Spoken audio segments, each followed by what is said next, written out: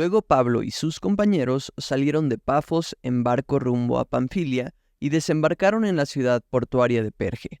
Allí Juan Marcos los dejó y regresó a Jerusalén, pero Pablo y Bernabé siguieron su viaje por tierra adentro hasta Antioquía de Pisidia. El día de descanso fueron a las reuniones de la sinagoga. Después de las lecturas acostumbradas de los libros de Moisés y de los profetas, los que estaban a cargo del servicio les mandaron el siguiente mensaje: Hermanos, si tienen alguna palabra de aliento para el pueblo, pasen a decirla. Entonces Pablo se puso de pie, levantó la mano para hacer que se callaran y comenzó a hablar. Hombres de Israel, dijo, y ustedes gentiles, temerosos de Dios, escúchenme. El Dios de esta nación de Israel eligió a nuestros antepasados e hizo que se multiplicaran y se hicieran fuertes durante el tiempo que pasaron en Egipto. Luego, con brazo poderoso, los sacó de la esclavitud. Tuvo que soportarlos durante los 40 años que anduvieron vagando por el desierto.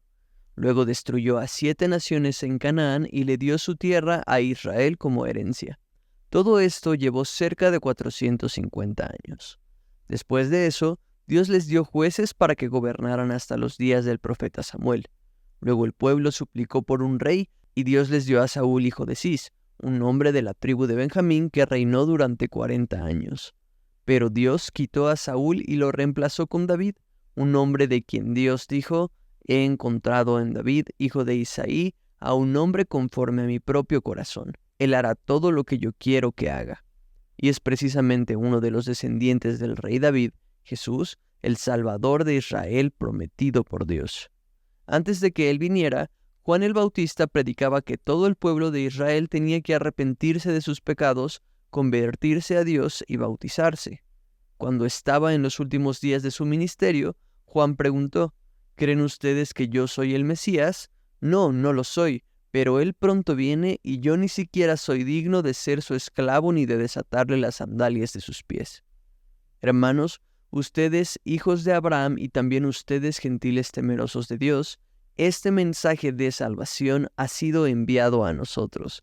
La gente de Jerusalén y sus líderes no reconocieron a Jesús como la persona de quien hablaron los profetas.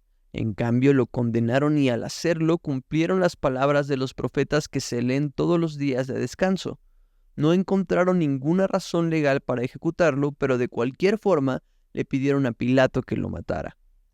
Una vez que llevaron a cabo todo lo que las profecías decían acerca de él, lo bajaron de la cruz y lo pusieron en una tumba, pero Dios lo levantó de los muertos, y durante varios días se apareció a los que habían ido con él de Galilea a Jerusalén.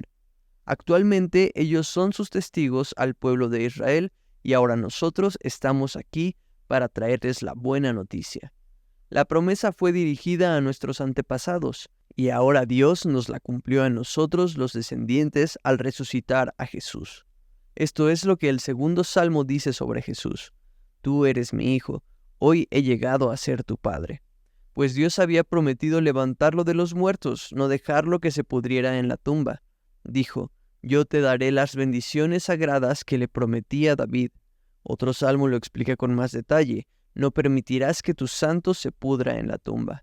Este salmo no hace referencia a David, pues después de haber hecho la voluntad de Dios en su propia generación, David murió, fue enterrado con sus antepasados y su cuerpo se descompuso. No, el salmo se refería a otra persona, a alguien a quien Dios resucitó y cuyo cuerpo no se descompuso.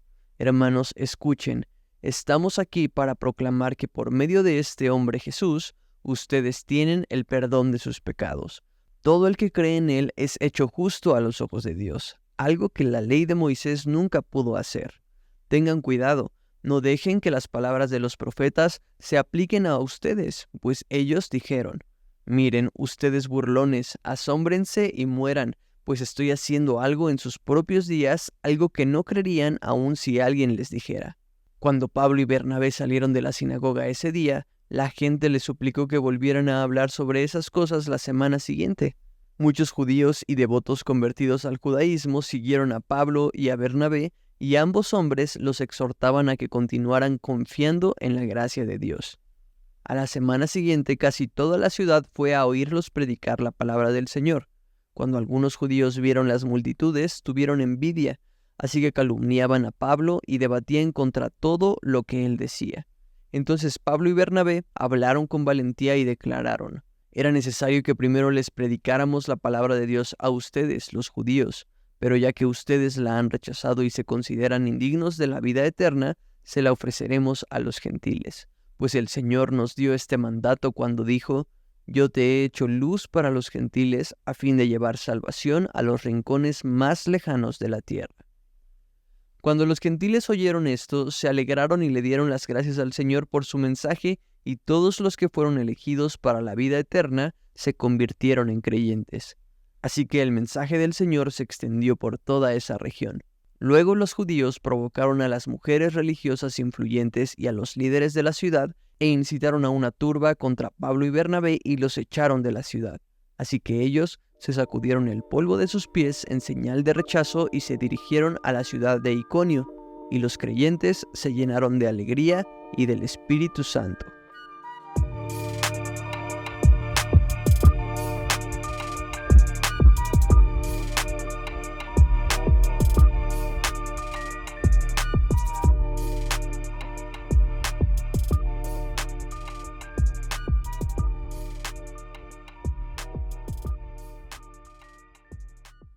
¿Qué onda con Pablo? Ya sé.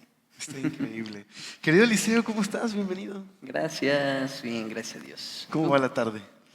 Bien, bien, gracias a Dios. ¿Ustedes, familia, qué tal? Muy buenas tardes a todos. Ya refrescó, gracias a Dios. No morimos de calor. Hace 2 semanas sentí que me asfixiaba, pero ya todo bien, gracias a Dios. Aunque dicen por ahí que viene la 5ª ola o 6ª ola. Bueno, ya no sé qué es lo que viene, pero ahí estén orando para que no nos sofoquemos del calor. Tenemos hoy, dice así como si fuera ¿cómo se llama? Para calentarse. Tenemos el capítulo 13 de Hechos y la segunda parte. En este capítulo, Pablo comienza este primer viaje misionero. La primera parte del viaje la realiza una isla que está ahí abajito, justo de Antioquía de Siria. Hay dos Antioquías. Hoy justo vas a conocer la otra Antioquía. Pero Antioquía de Siria, que estaría justo en nuestra moderna Turquía, ahí estaba este lugar. Ahí fue donde por primera vez a los cristianos se les llamó cristianos. Había esta primera comunidad internacional y Pablo sale de ahí a la isla de Chipre, donde tuvo este encuentro, ¿recuerdas? Con Elimas y estaba esta oposición contra el Evangelio. Pero Pablo predica en la isla y ahora de ahí sube hacia lo que conocemos como Galacia del Sur. No sé si tú sabías de esta discusión, yo no había profundizado en el tema, pero hay una controversia acerca de la Galacia del Norte y la Galacia del Sur. Pero creo que eso va a ser más apropiado cuando lleguemos al capítulo 15 y hablemos de la carta a los Gálatas. Pero bueno, esta primera parte de la ruta, por ahí sí los de multimedia nos pueden ayudar otra vez con el mapa como la semana pasada, sería maravilloso. No en este momento, pero ahí sí lo van preparando. Y hace ya lo tienen ahí, maravilloso. Ahí está. Entonces suben a lo que es... ¿Notan en el mapa donde dice Galacia? ¿Okay? Bueno, Galacia tenía la parte geográfica, la parte norte, no se alcanza a ver muy bien, pero en la parte norte era la parte donde cuando llegó una población de galos, habitantes de Francia, celtas, llegaron ahí, se asentaron, se le llamó a esa zona Galacia. Y en el tiempo del Imperio Romano, esa zona quedó como una provincia romana y se anexaron más territorios. La parte sur, ahí donde está Panfilia, Derbe, Listra, Iconio, todo eso pertenece a... Y empiezo a jugar, ¿no? Así en lugar de... Ok, esta es Galacia del Norte y esto es Galacia del Sur, que se anexó tras el Imperio Romano. Y el viaje de Pablo es principalmente en Galacia del Sur.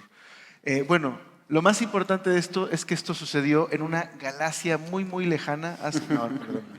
Eso es el corazón geek de Star Wars que tengo dentro, pero discúlpenme. Entonces, bueno, eso es el primer circuito del apóstol Pablo. Entonces, bueno, entremos en el pasaje. ¿Qué onda, mi querido Eliseo? Viene una pequeña ruta, ¿no? Ahí en el verso 4 es la llegada a Chipre, luego en el verso 13 llegan hacia Galacia del sur. Entonces dice ahí, habiendo zarpado de Pafos, Pablo y sus compañeros arribaron a Perge de Panfilia, pero Juan, apartándose de ellos, volvió a Jerusalén. ¿Quién es este Juan? Juan Marcos. Juan Marcos. Ahí se lo moví como si eso fuera. Este Juan Marcos es el sobrino de Bernabé, ¿verdad? Ajá, sobrino. Bueno, creo que en algunas traducciones también viene como primo, pero sí, es sobrino de Bernabé, es quien escribe el Evangelio de Marcos. ¿Qué más? Al final de la primera carta de Pedro, pareciera que Marcos está ahí con él, con Pedro, ¿no? Entonces dice como que su hijo también manda saludos, Marcos, y entonces por eso como que se ve una relación muy estrecha entre Pedro y Marcos y que bueno, el Evangelio de Marcos pudiera haber sido eso, ¿no? Un relato de Pedro hacia Juan Marcos. Exactamente, la tradición dice eso, que quizás de boca de Pedro es que redacta el Evangelio. Pero dice ahora que dejó al equipo misionero, a lo mejor puede ser que la oposición que hubo en Chipre, a lo mejor no se sentía preparado, a lo mejor se asustó, pero abandona el equipo y más adelante esto se va a convertir en un problema. Así que, bueno, lo mencionamos para que se acuerden cuando lleguemos a esta parte de Juan Marcos. Pero dice ahí el verso 14, ellos pasaron de Perge, llegaron a Antioquía, esta es la otra Antioquía, Antioquía de Pisidia, y entraron en la sinagoga un día de reposo y se sentaron. Y después de la lectura de la ley y de los profetas, los principales de la sinagoga mandaron a decirles, varones hermanos, si tenéis alguna palabra de exhortación para el pueblo, hablad. Bueno, a mí me parece muy, muy interesante esta estrategia de Pablo, pero tengo entendido como que hay dos posturas, ¿no? Pareciera que la estrategia de Pablo al llegar a una ciudad era visitar principalmente la sinagoga, bueno, no principalmente, perdóname, primeramente la sinagoga y luego se iba hacia los gentiles. Pero entiendo que hay dos posturas. ¿Tú las ubicas? ¿Nos puedes explicar un poquito cuáles son estas dos posturas? Bueno, algunos ven que es como Ahí está. que es como algo muy natural, ¿no? Y No se deja. y sabio llegar como a, pues de cierta manera, con aquellos que conoces, ¿no?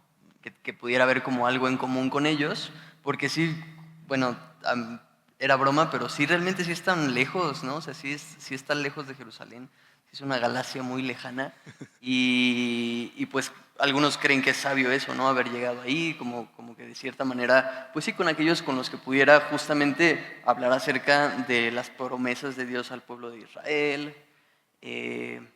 Pero sí también hay otra postura que probablemente se ve a Pablo un poco pues como necio, ¿no? Sabiendo que su llamado es a los gentiles, él mismo lo va a reconocer hoy al final de su, pues sí, de su paso ahí en Antioquía de Pisidia. Y entonces sí está como estas dos posturas, que unos creen que es algo como sabio y bueno, y otros que quizá como que él está ahí, pues aferrado a compartirles a los israelitas, a los judíos, cuando el Señor lo había llamado. Si eran esas Son justo esas dos posturas y qué extremas de alguna manera, ¿no? Por un lado es un Pablo muy sabio, que es una estrategia que le permite, como decías, llegar con aquellos que tienen un punto de contacto, pero otros piensan, no, Dios te llamó a los gentiles, ¿qué haces ahí con los judíos? Bueno, pero indistinto de estas dos posturas, cabe aclarar que en la Biblia no es clara en esto, o sea, no No nos dice, muy bien Pablo, esta es la estrategia que yo te mandé. Tampoco dice, ¿qué haces ahí Pablo? Eres un terco. Ninguna de las dos, ¿no? Es simplemente algo que especulamos a partir de otros pasajes. Bueno, indistinto de las dos, Pablo está ahí, es la estrategia común que utiliza, llega a una ciudad, se va a los judíos y luego o a la sinagoga, ¿no? Donde había judíos pero también prosélitos y también temerosos de Dios, y luego se va a los gentiles. Pero ahora vamos a escuchar a Pablo hablar, ¿no? Después de que lo hemos visto simplemente como un personaje dentro de la historia, ahora en primera persona él va a hablar. Y es muy largo, ¿no? Este sermón.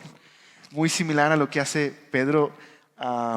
Platicábamos en la mañana Eliseo y yo, que me gustan mucho estos momentos en la narrativa donde como que hay una pausa, porque es similar, por decirlo así, a modo ah, de romper con una narrativa y de cambiar de género a un discurso. Es una manera de enfatizar, ¿no? Me gusta lo que un erudito del Nuevo Testamento dice, que es muy similar a cuando estás viendo una película que es un musical, por ejemplo, una película de Disney, y estás viendo una historia, una trama, y de pronto se interrumpe la trama para que el personaje cante, ¿no? Y regularmente la canción del personaje es eso, resume cómo se siente el personaje, qué opina de las cosas que está viviendo. Entonces, algo similar, escuchamos a Pablo, escuchamos, digámoslo así, lo que hay en su corazón, pero también es una ventana a lo que los primeros cristianos creían acerca de Jesús. Y hay mucho del Antiguo Testamento aquí. Entonces, bueno, ¿por qué no platicamos de este sermón? ¿Qué te llamó a ti la atención? Eh, digamos, ¿cómo podríamos tener alguna división de este pasaje? Dividir partes de este sermón, ¿no? En Mm. secciones.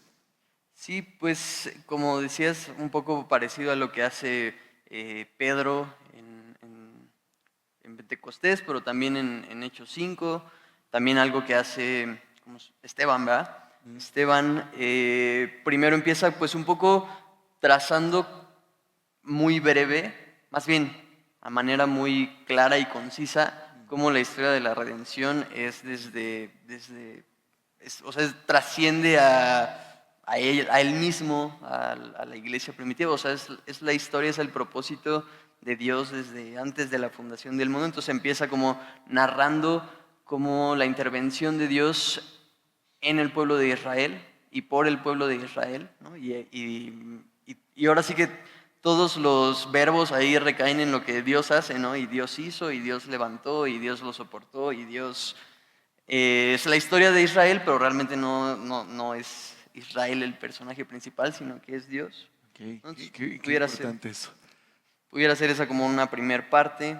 Y menciona, ¿no? A David, y después ya se pasa a Juan el Bautista, a Jesús colgado en un madero, crucificado, y retoma algo que también hace Pedro, ¿no? Cómo realmente la palabra, más bien en los Salmos, vemos que David no está hablando de sí mismo, sino del Mesías, ¿no?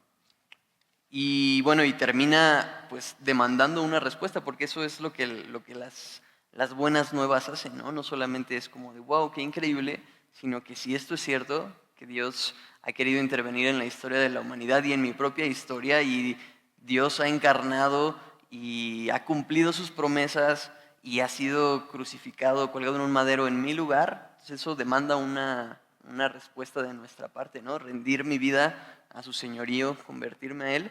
Y pues sí, lo hace un poco también con una advertencia, ¿no? Citando a Habacuc, citando a Habacuc y diciéndoles, o sea, Pablo quiere eso, ¿no? Al final sí, él está respondiendo al llamado de Dios, a lo que el Espíritu Santo también le dijo a él y a Bernabé en el capítulo bueno, en lo que vimos en la semana anterior, pero también lo mismo que dijimos la semana pasada, ¿no? Pablo lo que quiere es que las personas conozcan a su Señor, se conviertan a Él, así como también este amor ha alcanzado a Pablo y ha cubierto su pecado, y esta gracia ha resplandecido pues sí, en la vida de Pablo, él quiere que lo mismo suceda con los que le escuchan.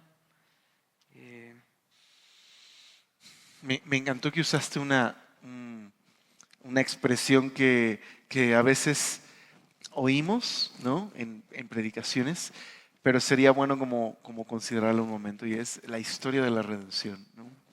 Porque de pronto cuando uno se acerca al Señor y está comenzando a leer la Biblia y quieres conocer a Dios, bueno, primero te topas con que hay Antiguo Testamento y Nuevo Testamento, ¿no? Y luego ves el Antiguo Testamento y lo ves sumamente largo, ¿no? Y ves el Nuevo Testamento y es cortito y dices, bueno, voy a empezar por ahí, ¿no? Se ve más sencillo. Pero vas al Antiguo Testamento y son historias de batallas y guerras y naciones y mandamientos y ceremonias. Y de pronto uno puede sentirse desconectado de eso, ¿no? Y pensar, bueno, ¿qué tiene que ver esto con mis problemas, con lo que estoy pasando?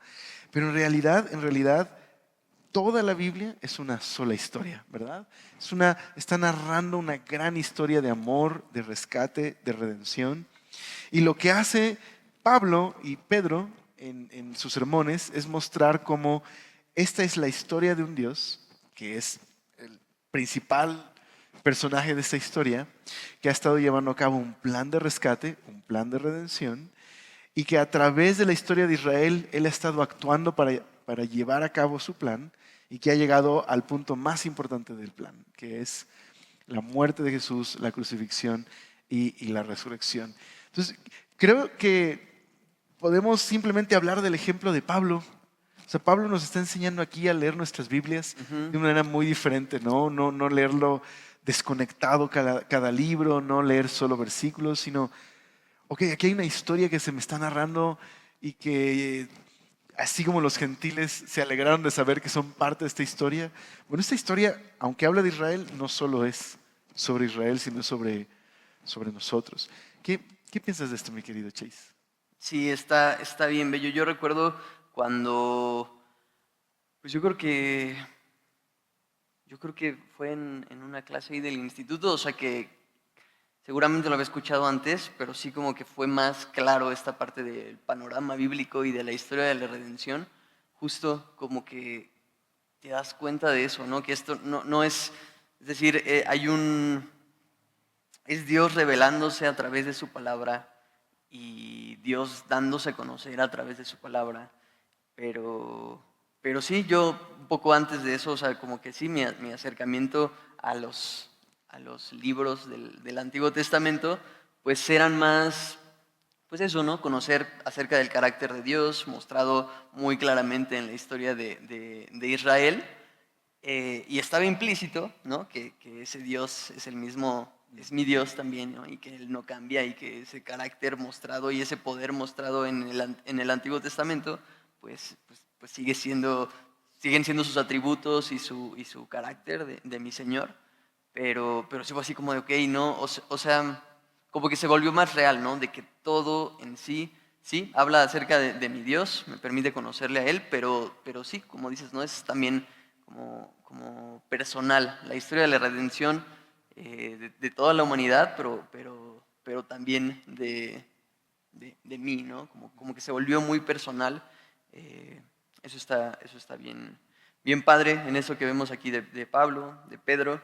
Y justo algo que mencionabas, ¿no? Acerca de la escritura, me llamaba la atención que la semana pasada comienza pues la obra misional, ¿no? De la iglesia, y vemos a la iglesia saliendo a las misiones, ¿no? A las naciones, a compartir el evangelio, y era muy claro la importancia del Espíritu Santo, ¿no? Es como muy evidente, pero sí como que hace mucho énfasis en que es el Espíritu Santo. Y en esta segunda porción de este primer viaje misionero, pues vemos la importancia de la palabra de Dios, ¿no? Veía ahí un comentario de que en estos dos capítulos se hace como 15 veces referencia a la palabra de Dios, la doctrina del Señor. Sí, eso es realmente importante. La escritura es fundamental, ¿no? Y la importancia de la palabra del Señor en la obra misional y la importancia de la palabra del Señor en nuestra propia vida, porque realmente pues sí, habla de nosotros, de nuestra rebeldía contra el Señor y de su fidelidad a pesar de nuestra infidelidad y de su misericordia que cubre nuestros pecados. Entonces es realmente increíble, siempre es muy bello meditar en la importancia de la Escritura. Tienes toda la razón. Creo que hace un tiempo que no mencionábamos justo eso, que el libro de Hechos trata de los hechos de Jesús y el Espíritu a través de los discípulos, en la misión de ir y llevar el mensaje del Evangelio a todos lados. Y tienes razón, el primer viaje misionero de esta iglesia queda muy claro que es el Espíritu el que los lleva, pero también es cierto que Pablo, Pedro no están predicando cualquier mensaje, ¿no? No están llegando a hablar de un mensaje que ellos han inventado, sino han recibido un mensaje y es lo que están compartiendo. Y Pablo lo único que está haciendo aquí es, oigan, ese mensaje que nosotros recibimos de Jesús no nos lo inventamos. De hecho, es el cumplimiento de todo lo que Dios prometió atrás. Aquí está el cumplimiento por medio de Jesús. Y creo que eso es también importante para nosotros, entender que cuando yo estoy hablando a una persona de Dios, le estoy llevando un mensaje que he recibido. A lo mejor no necesariamente lo recibimos como Pablo lo recibió, ¿no? Pero al hablar de las Escrituras estamos haciendo lo mismo que los apóstoles hacían. Estamos llevando el mensaje de Dios y compartiendo un mensaje que no nos inventamos, que no está basado en nuestras emociones. Estamos proclamando que Jesús murió y resucitó de acuerdo a cómo Dios se ha revelado, ¿no? Eso es muy, muy importante. Bueno, están aquí en la sinagoga y a lo mejor es un buen momento para recordar, ¿y qué es eso de una sinagoga? Pues para eso tenemos el dato de la sobremesa, así que corre video.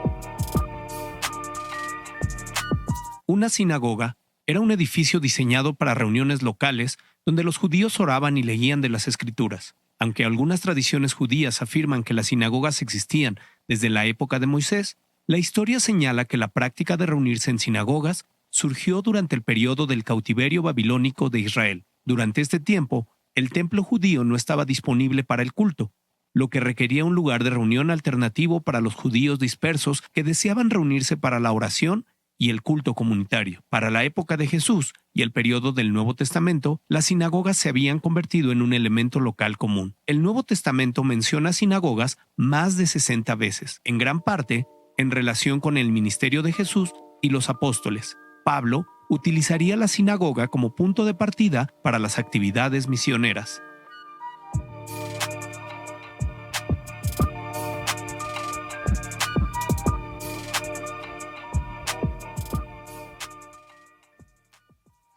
Pues ahí está, una sinagoga básicamente era una iglesia judía, un edificio en el que se reunían los hombres para orar, para leer las Escrituras.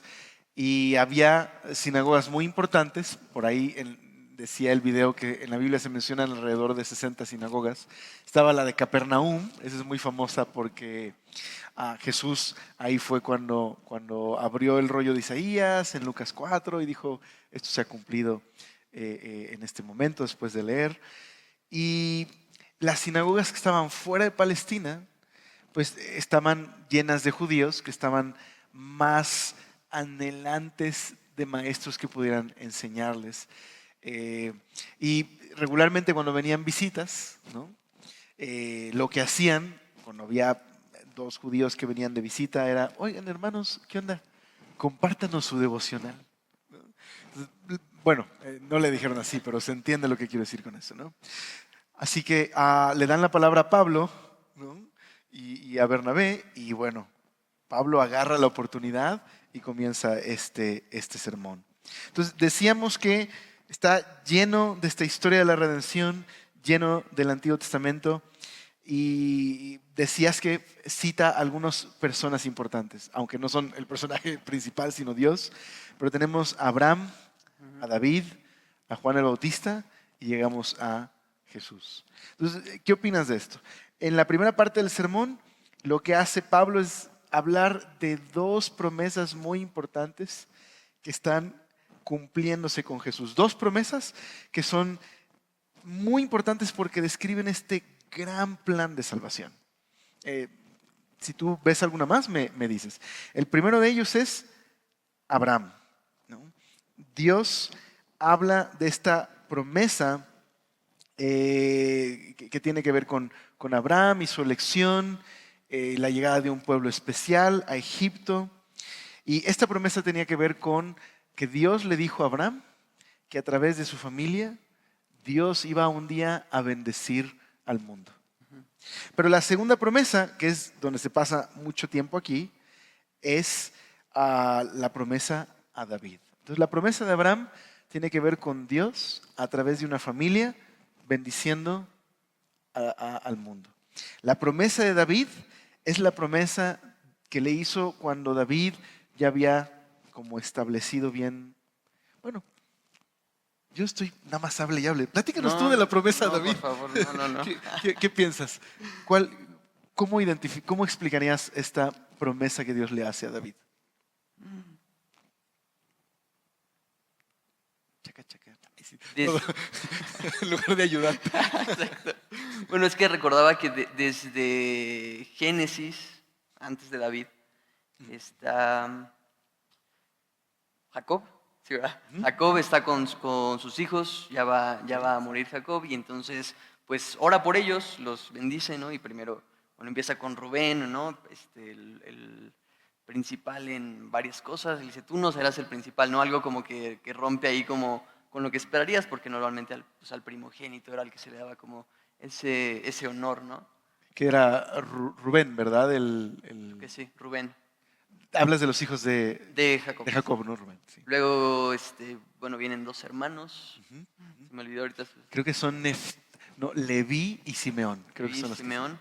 Y después viene Judá, que es de la tribu de, más bien, David es de la tribu de Judá. Y ahí dice eso, ¿no? Nunca se apartará el cetro de la casa de Judá. Tus hermanos se inclinarán ante ti, te adorarán.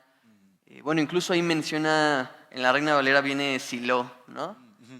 En la NTV viene así como, nunca se apartará el cetro de la casa de Judá hasta que llegue aquel a quien todas las naciones, el rey de todas las naciones, no sé, o sea, como que hay, pues sí, esta promesa y esta esperanza desde el principio de un rey, del rey de reyes, ¿no? Vendrá Silo, el rey esperado. Pero bueno, después viene David de la tribu de Judá. Bueno, rápido antes de eso. Sí. Se me hizo muy interesante, bueno, se me hizo muy interesante que según yo es la única vez que en el Nuevo Testamento se menciona a Saúl. Y, tienes toda la razón. Qué detalle tan interesante, claro. y realmente, pues digámoslo así, como pues sí, es el mismo nombre de Saulo, ¿no? Ok. Que Saúl es este rey que el pueblo elige. Dios va a elegir a David como rey, pero Saúl es este rey que empieza muy bien, pero termina persiguiendo a David, lleno de orgullo y es desechado. Es este rey Saúl.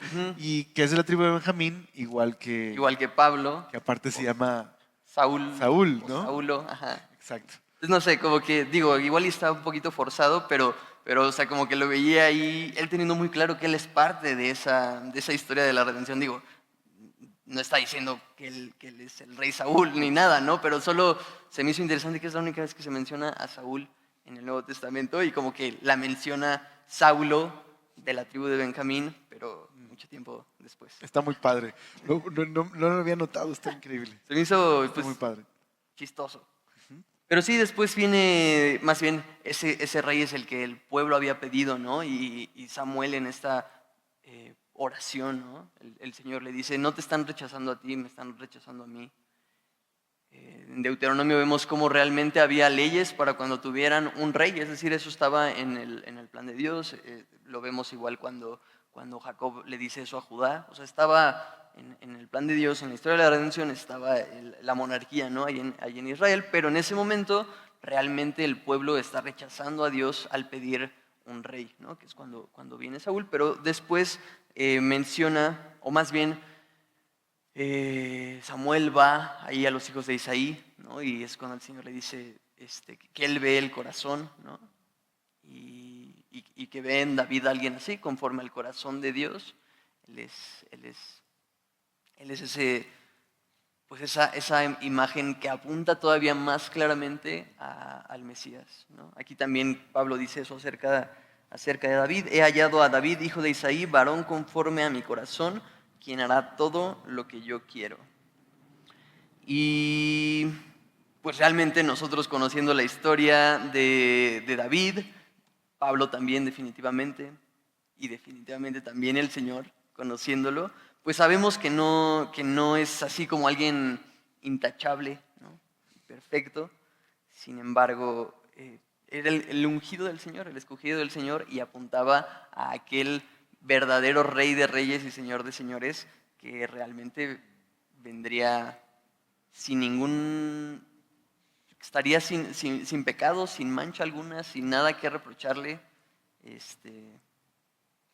Sí, como que en el rey David vemos eso, una imagen muy clara, más bien una flecha muy clara hacia Jesucristo.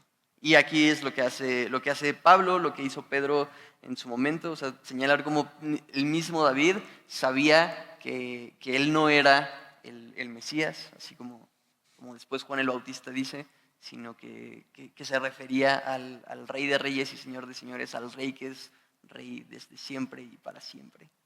Está increíble porque efectivamente David, que pareciera ser que iba a ser ese rey de la tribu de Judá, también pecó, falló, y sin embargo Dios mantuvo su gracia, ¿no? A diferencia de Saúl, que fue desechado, Dios le dio misericordia. Más adelante menciona eso, las misericordias a David, y le hace esta promesa, ¿no? De cuando David quiere construirle a Dios un templo, le dice, bueno, tú no lo vas a construir, lo va a construir tu hijo, pero te prometo una cosa, ¿no?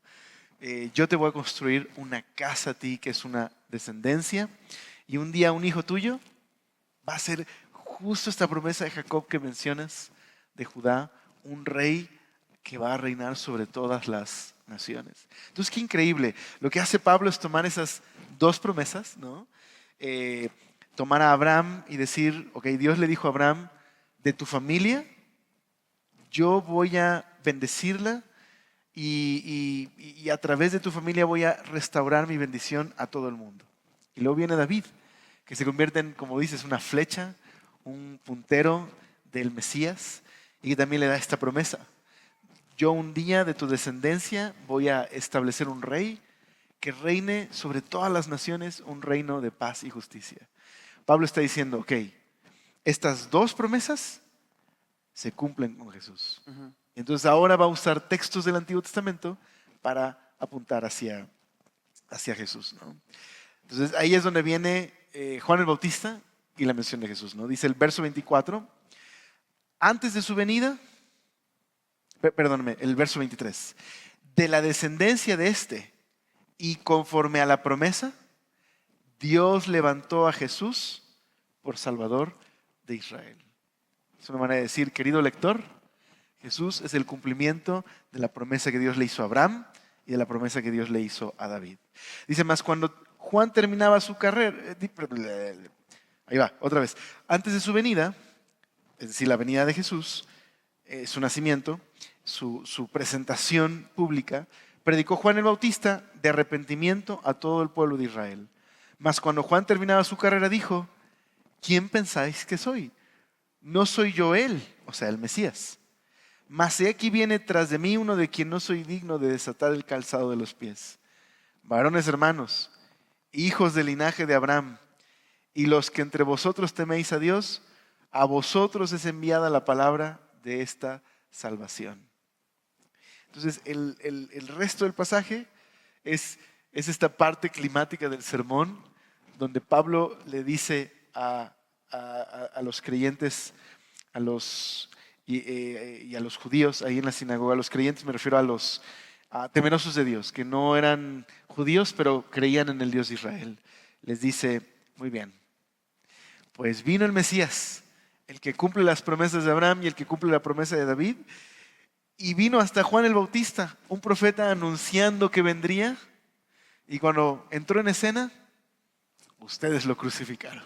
¿No? Eso es básicamente lo que hace Pablo en esta parte, ¿no? Relata que los habitantes de Jerusalén no conocieron a Jesús, ni entendieron las palabras de los profetas, pero irónicamente cumplieron la voluntad de Dios. Rechazaron a Jesús, despreciaron al Salvador, aquel que Dios les había prometido enviarles, pero en realidad esto era parte del plan. ¿Qué piensas de eso, querido Eliseo?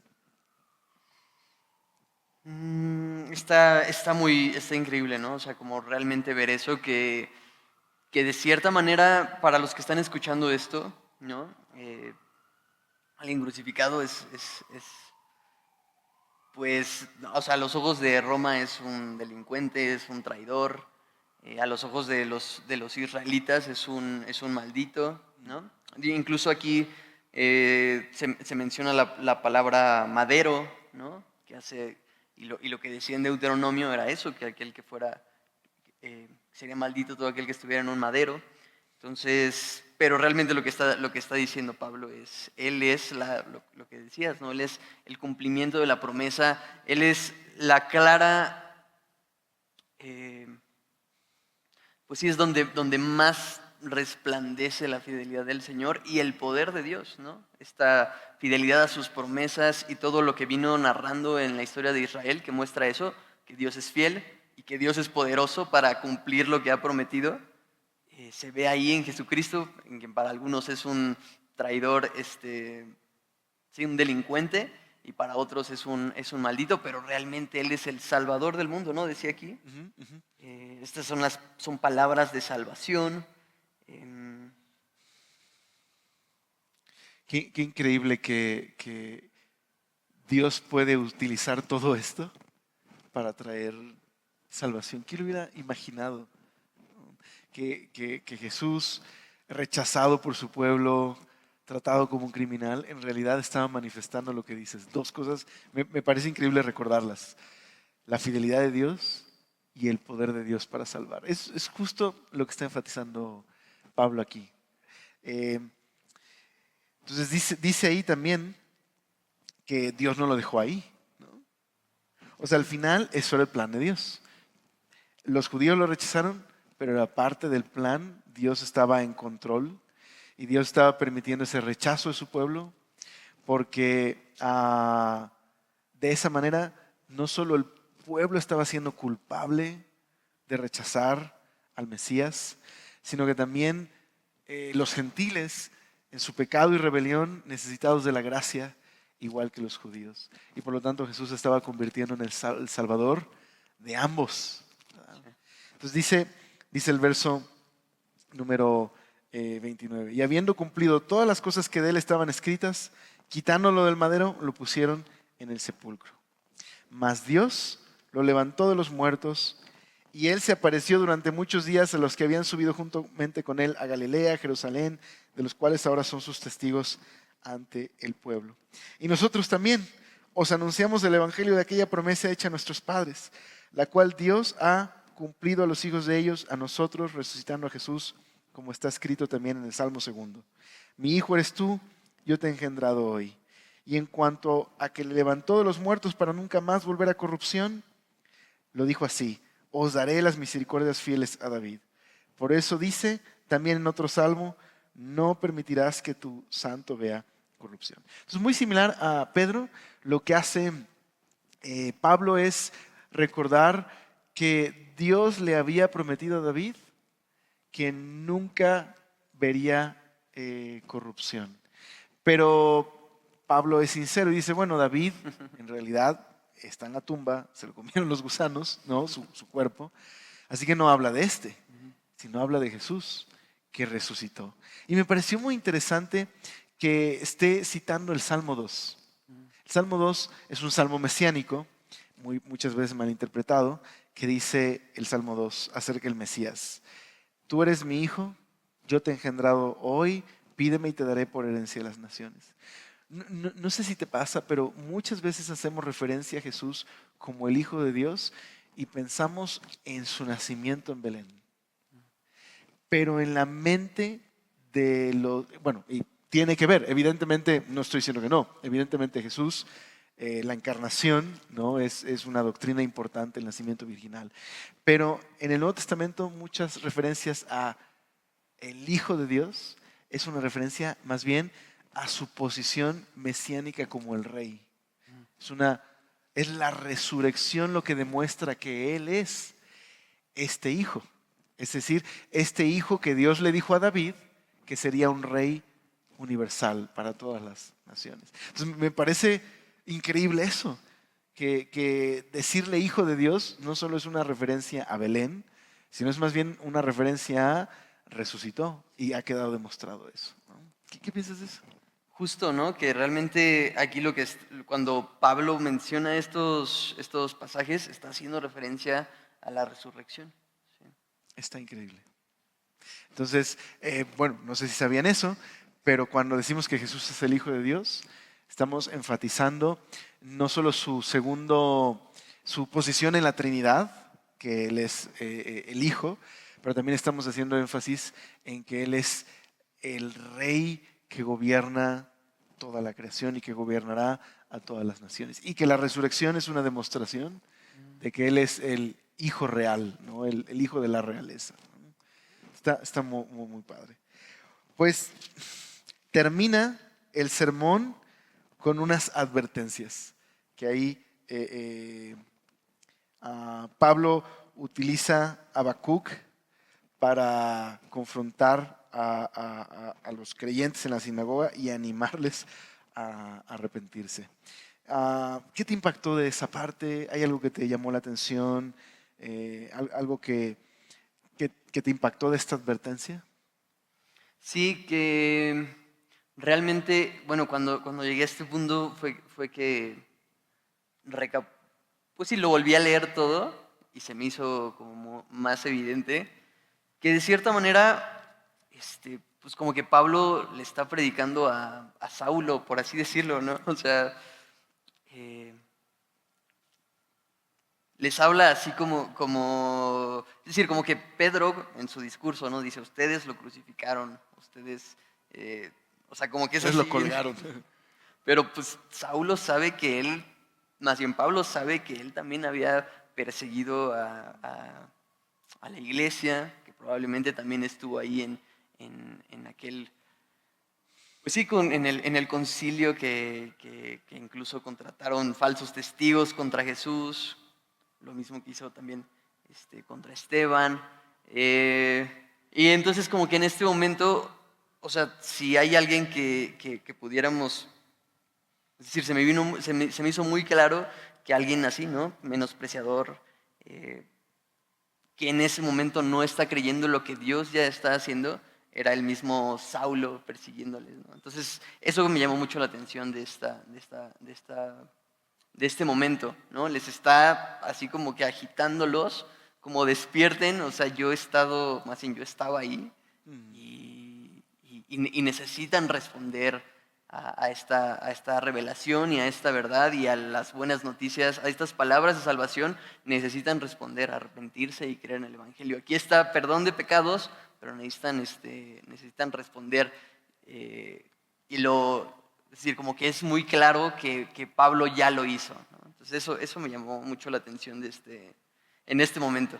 Está increíble porque tienes toda la razón. Si alguien había endurecido su corazón contra el mensaje de Jesús, era Pablo. Y ahora Pablo está aquí diciéndoles, no endurezcan su corazón frente al mensaje. Escuchen, lo que hizo Jesús fue, dice el 38, es traer perdón de pecados. Uh-huh. Todo por lo que a través de la ley de Moisés no han logrado tener una relación correcta con Dios o ser justificados, es por medio de Jesús. Pero no ignores el mensaje de Dios, ¿no? Y les da esta advertencia. Ahora, ¿cómo reacciona la gente? Bueno, nos dice en el verso 43, y despedida la congregación, muchos de los judíos y los prosélitos piadosos siguieron a Pablo y a Bernabé, quienes hablándoles les persuadían que perseverasen en la gracia de Dios. Y el siguiente día de reposo, o sea, la semana que sigue, se juntó casi toda la ciudad. No puede ser. O sea, qué reacción tan impresionante de pronto de tener una sinagoga llena. Ahora regresan el sábado que viene y toda la ciudad está ahí queriendo escuchar a Pablo y a Bernabé. Dice, pero viendo los judíos la muchedumbre, se llenaron de celos y rebatían lo que Pablo decía, contradiciendo y blasfemando. Entonces Pablo y Bernabé, hablando de nuevo, dijeron, a vosotros a la verdad era necesario que se os hablase primero la palabra de Dios, mas puesto que la desecháis y no os juzgáis dignos de la vida eterna, he aquí nos volvemos a los gentiles. Entonces, por un lado, la ciudad responde acercándose a escuchar, los judíos se llenan de celos y rechazan el mensaje de Pablo, y Pablo tiene que decirles, ok, ya que ustedes desprecian este regalo que Dios les ofrece, se lo vamos a dar a quienes sí lo reciben. Qué trágico, qué terrible.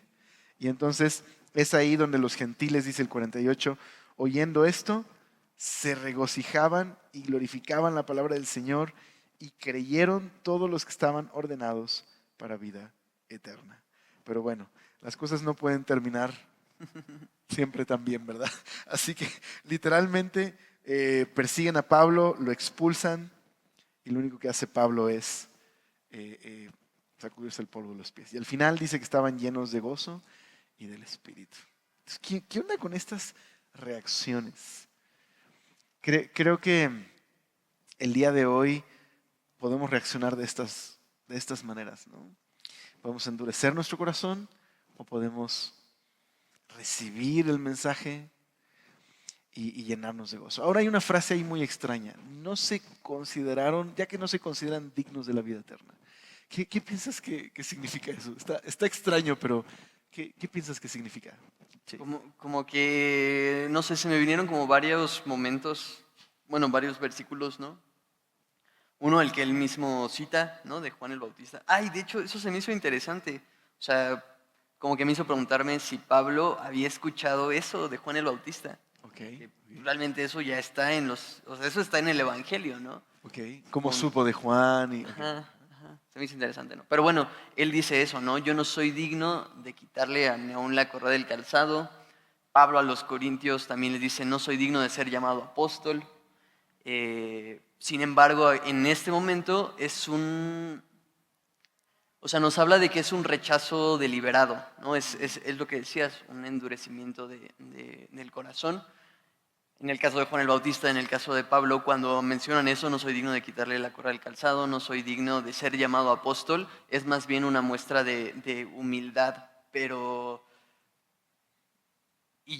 ya nace de una vida completamente sumisa y rendida a este señorío. En este caso es más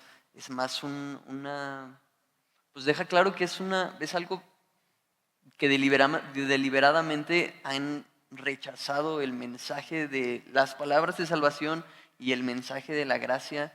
Y pues la religión hace eso también, ¿no? De cierta manera nos quiere poner a nosotros como en el centro del universo y a nosotros los que logramos llegar a tal punto.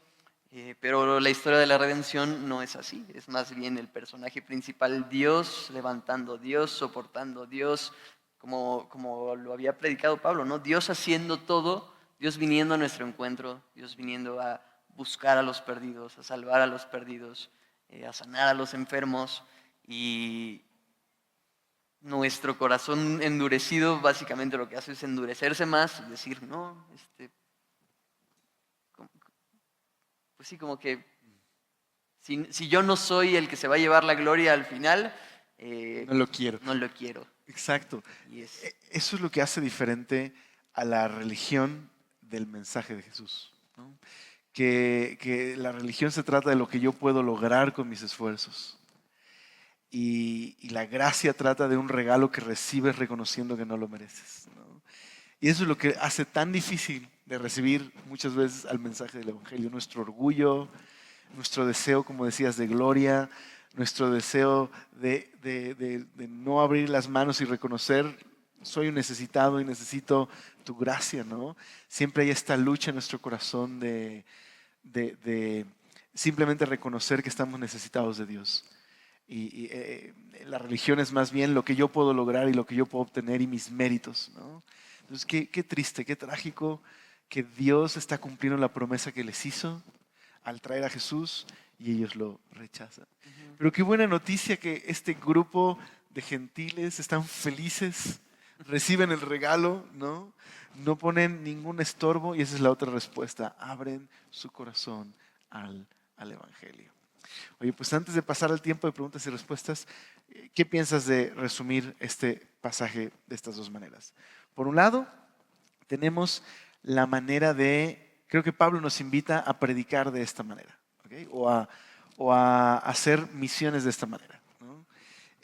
Creo que elementos importantes del evangelismo y las misiones son, mencionábamos, ser llenos del Espíritu Santo, predicar la palabra de Dios, ser claros en lo que hizo Jesús, ¿no? Predicar el Evangelio y llamar a las personas a responder al Evangelio, ¿no? Son como elementos importantes de cómo predicar el Evangelio, ¿no? Poder hablar claramente de lo que hizo Jesús, usar las Escrituras, pero también animar a la gente a responder.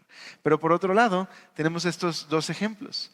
Podemos ser como estos judíos que escuchan este mensaje, pero endurecen su corazón. O como estos gentiles que reconocen que necesitan a Dios y solo extienden sus brazos y reciben el regalo. Pero al final, no estamos nunca en un punto medio, ¿no? O estamos endureciendo nuestros corazones y rechazando de alguna manera el mensaje, ¿no? O estamos abriendo nuestro corazón y recibiendo el mensaje. ¿Qué piensas? ¿Estarías de acuerdo con esto? Muy de acuerdo. Okay. Pues, ¿les parece si pasamos un tiempo de preguntas y respuestas? Va a aparecer el QR aquí en la pantalla. Si tienes alguna pregunta de lo que hemos visto el día de hoy, pero también en la página de www.semillamexico.com, ahí va a aparecer también el QR. Bueno, yo tengo aquí un par de preguntas. ¿Te parece si las vamos contestando? Vamos a tratar de contestar en 2 minutos cada una, a ver si lo logramos. Va. Ok, aquí va la primera. ¿Qué denominaciones de iglesias existen y qué denominación es Semilla? Bueno, es una pregunta que requeriría más de 2 minutos, pero 2 minutos, ¿ok? Bueno, tenemos las tradiciones protestantes que incluirían a la iglesia reformada, tanto luterana como las iglesias calvinistas o reformadas. Tenemos también la tradición anglicana, tenemos la tradición bautista, que en cierta manera está conectada con el puritanismo inglés. Tenemos también la tradición que algunos llaman los evangélicos, ¿no? Y bueno, Semilla no tiene denominación, o no es parte de una denominación histórica, como lo sería una iglesia reformada, luterana. Simplemente somos parte de un compañerismo cristiano. No sé si fueron 2 minutos. Sí, más o menos. ¿Sí? ¿Lo logré? Okay.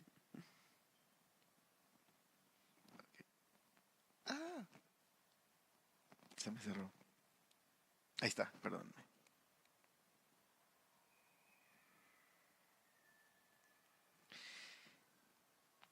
Una consulta. Santiago dice que la verdadera religión es ocuparse de la gente en aflicción. ¿En sí misma la religión está mal? ¿Qué pensarías? Santiago dice, la religión pura y sin mácula es cuidar de los huérfanos y las viudas. Pero hay un contexto ahí que habla de aquel que tiene una fe sin obras y una fe con obras. Santiago está comparando a aquella persona que dice, yo creo en Jesús, pero no tiene acciones que demuestren que confía en Jesús. ¿Qué piensas? En este sentido, ¿a qué se refiere con religión ahí? Pues justo en el contexto que mencionabas, ¿no? Y lo que decíamos hace rato, demanda una respuesta y literal es pasar de muerte a vida, ¿no? O sea, si es un cambio, una transformación en tu vida. De cierta manera como que vemos que en la proclamación del Evangelio, es decir, las palabras de salvación, es proclamar y anunciar los hechos de Jesús, ¿no? No tanto como una serie de, de- de reglas o de pasos a seguir, sino más bien es proclamar los hechos de Jesús, su poder, su fidelidad, que ha venido a intervenir en nuestro pecado y ha venido a salvarnos. Pero pues sí, lo que dice Santiago, eso te lleva a responder una fe viva, se ve así en las obras y se ve, pues, es decir, si realmente crees eso, que el Dios creador del universo ha tenido que venir a intervenir a este problema que teníamos al punto de dejar todo, ¿no? Dice eso Pablo a los filipenses, ¿no? Despojarse de todo, vaciarse de todo. Si realmente crees eso, te debe de mover el tapete, te debe mover toda tu vida, ¿no? Y se ve en eso. Ahora, viendo por los necesitados, lo que dice Santiago ahí, ¿no? Teniendo cuidado de los vulnerables, de los necesitados, de aquellos que necesitan de eso, del amor del Señor y del cuidado del Señor a través de los suyos. Sí, totalmente. Es decir que eres cristiano, pero pues vives una vida completamente contraria, pues como que está difícil creer, ¿no? Que realmente crees en Jesús, que es lo que estás mencionando totalmente. Ah, Jesús, en forma corpórea, ¿fue siempre eterno o adquirió esta característica al venir al mundo? ¿Ok? Es una pregunta interesante. Bueno, cuando hablamos de la triunidad o trinidad, una de las maneras en las que los padres de la iglesia expresaban quién es Dios, quién es Jesús como Dios, el Padre como Dios, el Espíritu Santo como Dios. Una de las cosas que ellos expresaban es que Jesús es coeterno, coesencial con Dios. ¿Qué quiere decir esto? Que Jesús siempre ha sido eterno porque es Dios, así como el Padre es eterno, así como el Espíritu Santo es eterno. Entonces, no adquirió eternidad en algún momento, sino que Él siempre ha sido, es y será porque Él es Dios. ¿Cómo distinguir entre una prueba y un llamado? Bueno, confírmanos si esto es la pregunta que enviaste. No sé si te refieras con llamado, en este sentido más bien distinguir entre una prueba y una tentación. Entonces, bueno, ayúdanos. Si es prueba y llamado, tratamos de contestarla ahora, pero no sé si te refieras a prueba y tentación. Pensando en eso, ¿cómo distinguimos entre una prueba y una tentación? ¿Qué pensarías? ¿Tú qué piensas? Yo creo que vienen juntas. O sea, la prueba y la tentación, cuando hay un momento adverso, difícil, tenemos por un lado una prueba, es una oportunidad para glorificar a Dios, para escoger al Señor, para amar al Señor. Pero también junto con esa situación difícil está la tentación de no confiar en Dios, de hacer mi propia voluntad. Entonces creo que muchas veces las pruebas y las tentaciones vienen juntas. Ahora, definitivamente, una invitación a hacer el mal no es una, no es una prueba, es una tentación. Pero se cumple lo mismo. En una invitación a hacer el mal está también la oportunidad de elegir al Señor y su amor. Entonces, creo que regularmente vienen juntas la prueba y la tentación. Dice, perdón, es que esto se regresa hasta acá.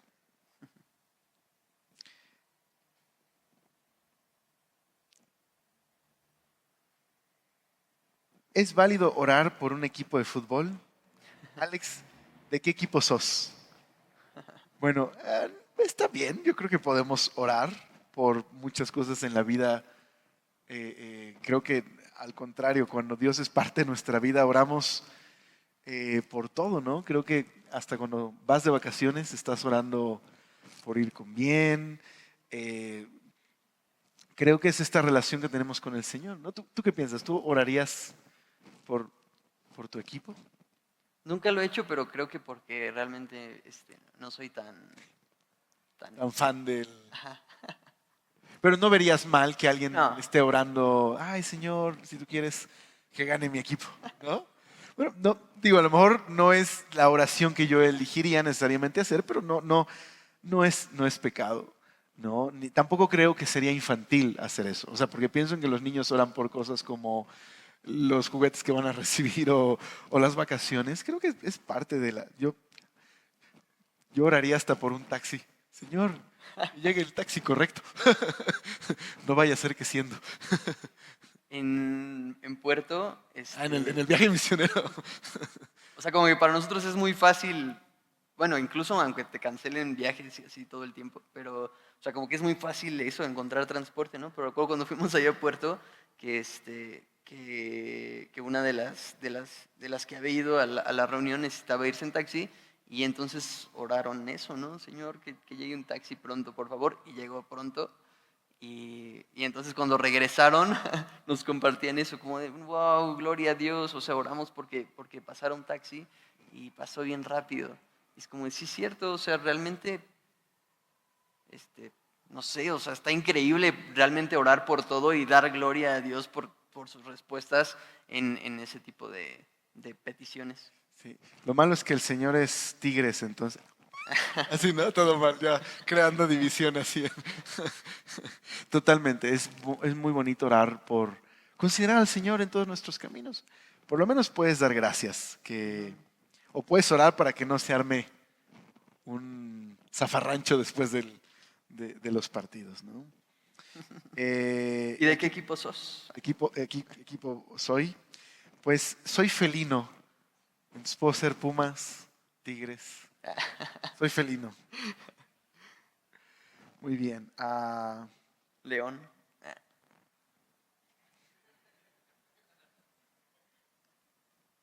Pero amamos a los chivermanos. A todos los hermanos se les ama y se les respeta. Oramos para que se conviertan, pero... Ok. En Hechos 13:27, no conocer a Jesús ni las palabras de los profetas apartan a la humanidad de Dios, es decir, muerte eterna por ignorancia. Ok, ¿a qué crees que se refiera en el pasaje de Hechos cuando dice que por no conocer a Jesús ni a los profetas, crucificaron a Jesús? ¿En qué sentido no conocían? ¿Era mera ignorancia? ¿A qué se refiere?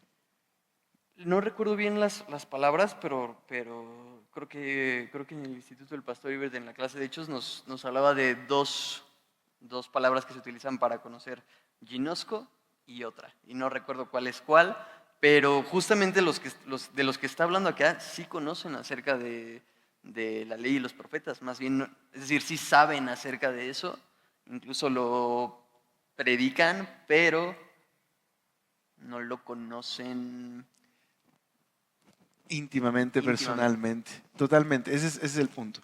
O sea, viendo no vieron, por decirlo de otra manera, ¿no? Ujú. Conociendo, no reconocieron al Mesías. Ujú. A eso se refiere. Ese es el endurecimiento precisamente. Entonces, a eso se refiere. Bien. Creo que estamos respondiéndolas en 2 minutos. ¿Qué significa sacudirse el polvo de los pies cuando un pueblo no te recibe? Pues básicamente es la acción, por decirlo así. Es como si un bombero entrara a un edificio diciendo, se está incendiando, tienen que salir, y la gente dijera, no me interesa, me quiero quedar, pero se está cayendo el edificio, salgan. Nos quedamos aquí. Ok, sobre su responsabilidad. Eso es, básicamente. Sacudirse el polvo de los pies. Ok, bajo la responsabilidad de ustedes.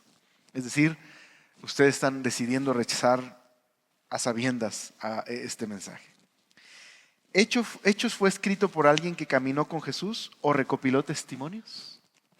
¿Qué piensas?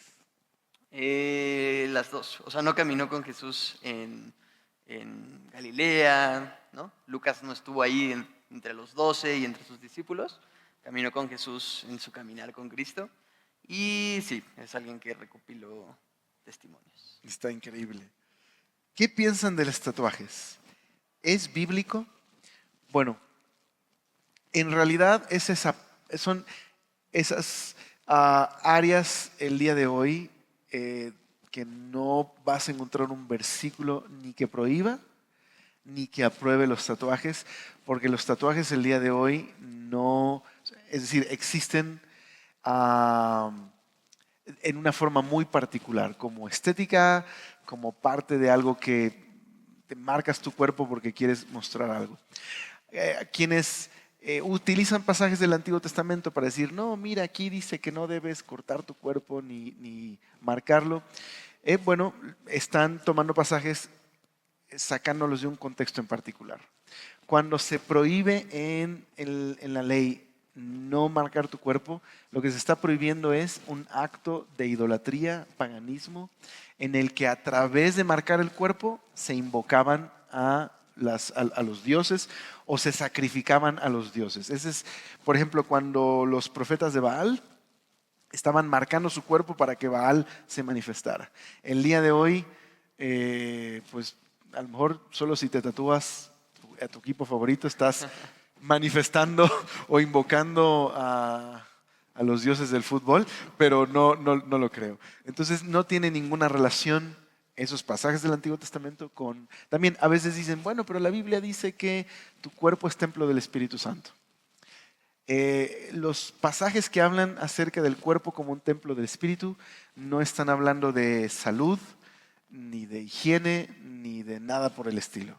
Ojo, si tienes que cuidar tu cuerpo y comer bien y ser sano, pero en realidad esos pasajes que hablan del templo del Espíritu, el de 1 Corintios, no está hablando del cuerpo como un templo, sino está hablando de la iglesia como un templo. Cuando dice cuidado con el que destruye el templo de Dios, se refiere a las divisiones en la iglesia. Y el pasaje de Corintios también, de 2 Corintios, cuando habla del cuerpo como un templo, lo que está hablando de la inmoralidad sexual.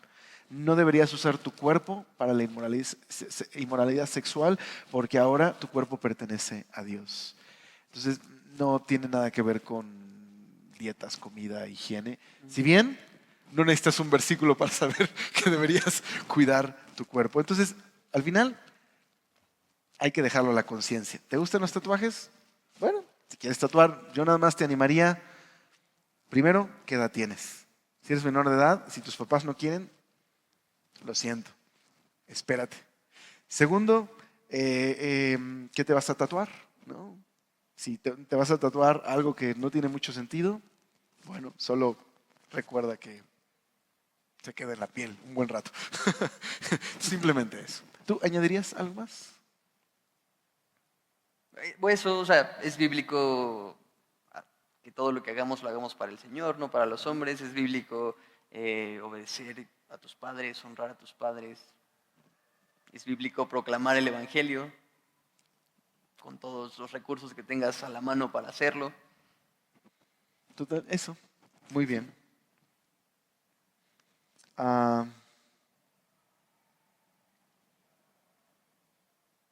Buenas preguntas. Esta es muy buena.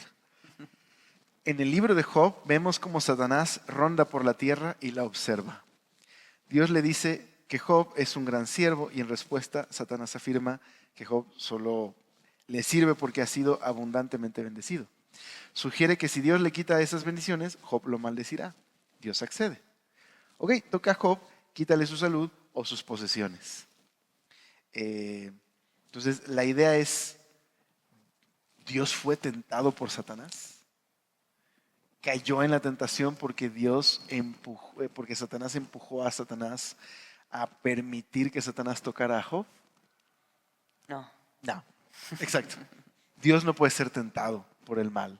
Más bien, es muy interesante, pero en el libro de Job, el enfoque muchas veces está en Job, pero en realidad el enfoque está en Dios. El principio del libro es una acusación. Dios, tú tienes la culpa de que la gente nada más te quiera porque tú les das cosas buenas. Quítale las cosas buenas y vas a ver que la gente va a dejar de adorarte. Y entonces Dios está como en el banquillo de los acusados durante todo el libro y al final la conclusión es que Dios es bueno, Dios es soberano y Job con todo y su lucha emocional nunca maldijo a Dios, ¿no? Entonces ese es el énfasis del libro. Entonces no, Dios no puede ser tentado. Ok, una pregunta más.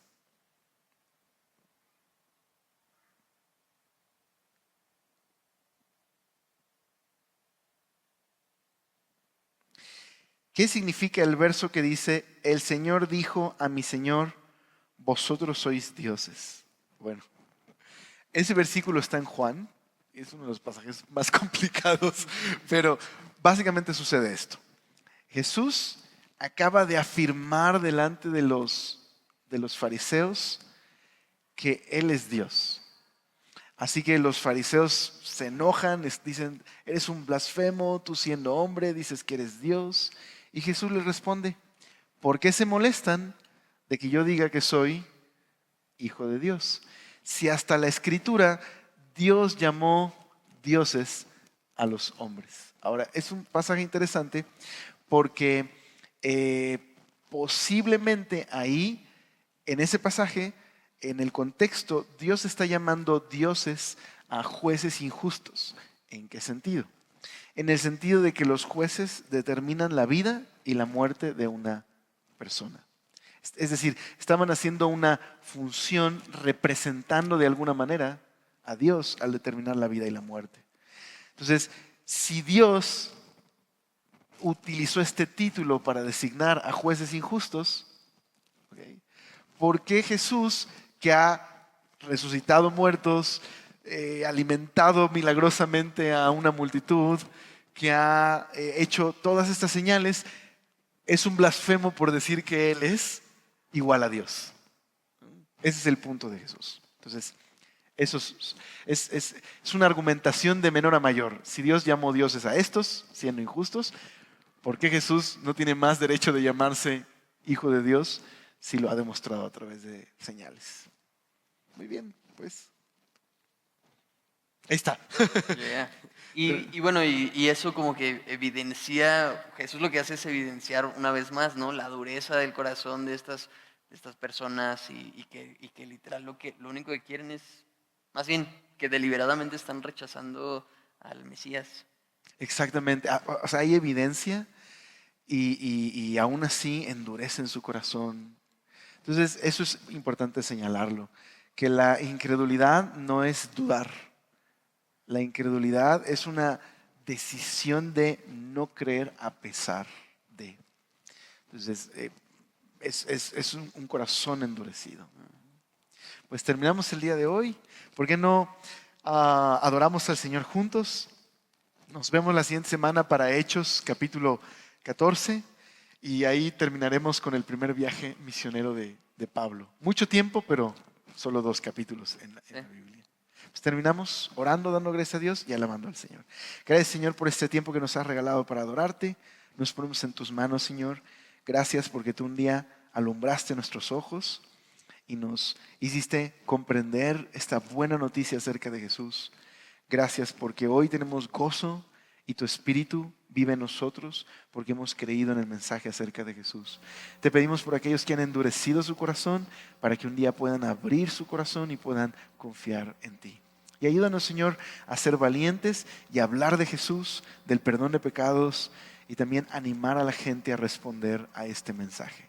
Te lo pedimos, Señor. Amén.